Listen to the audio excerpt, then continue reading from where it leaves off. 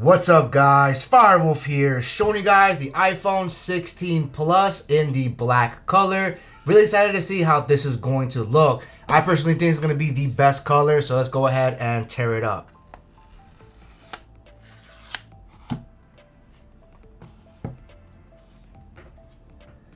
Alright, and there we have it guys, the 16 Plus in this awesome black color.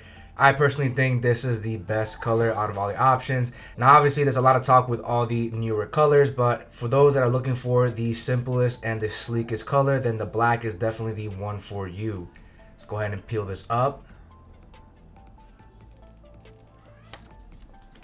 Super satisfying. Now inside the box we're going to have a USB-C to C cable. It's going to be your standard high quality cable. It is braided. However, I would have wished they would have included a color matched USB-C cable to match whatever color you choose your 16 because you're just getting the standard white color.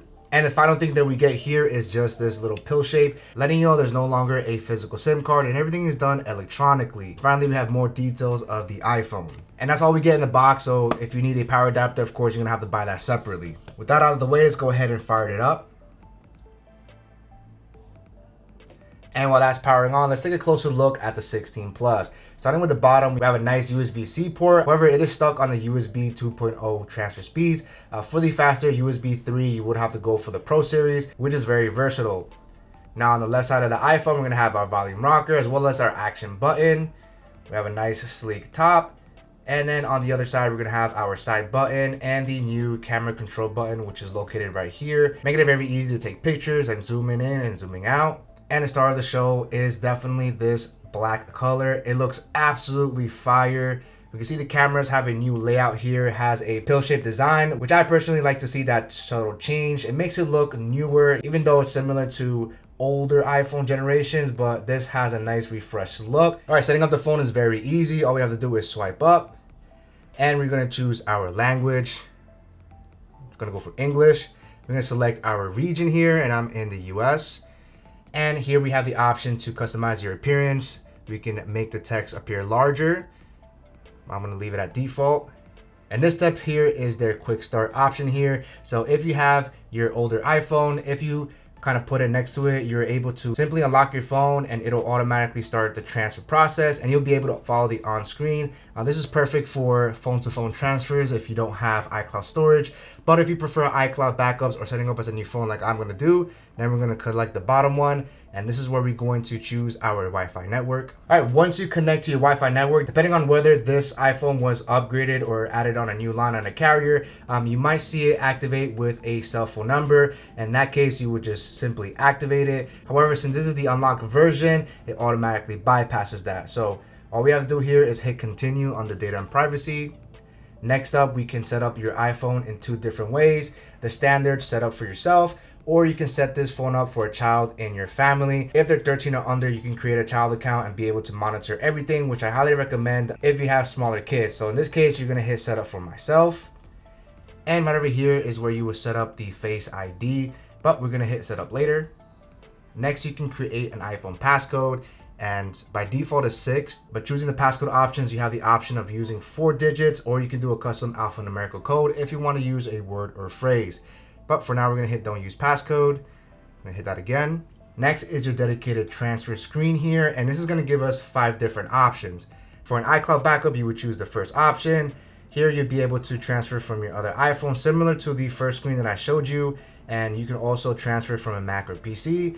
And finally, you can transfer from an Android. If you do the Android option, you do have to download and move to iOS on your Android device to get that started. But since we're gonna set it up as a brand new iPhone, we're gonna hit don't transfer anything.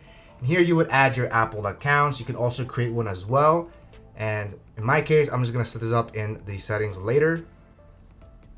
And then we have terms and conditions, which we're gonna have to accept. There's no other way around it. And here it gives us the option to update your iPhone automatically, which I personally prefer. But if you don't, you can also choose to do it manually. We also have an iMessage and FaceTime connection. So I'm gonna hit continue for that as well. And here's the location services, which is definitely recommended, especially for Find My iPhone.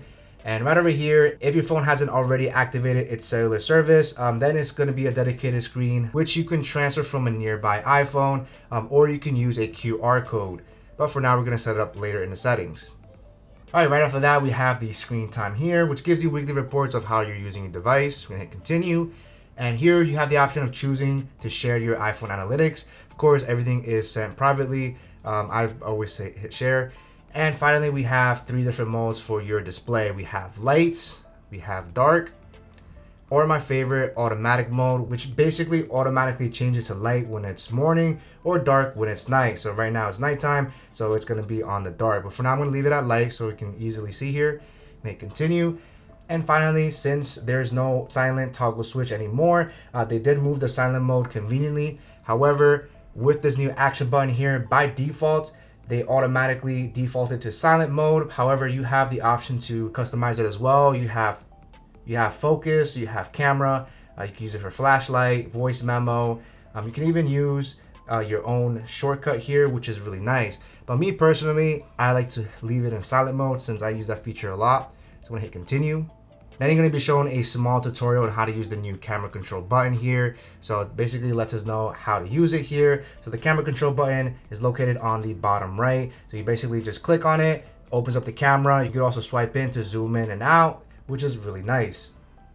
Next, we have Siri configurations here. I'm going to hit setup later. And with the 16, we do get emergency SOS, which is really nice. And we're pretty much done here. We just swipe up.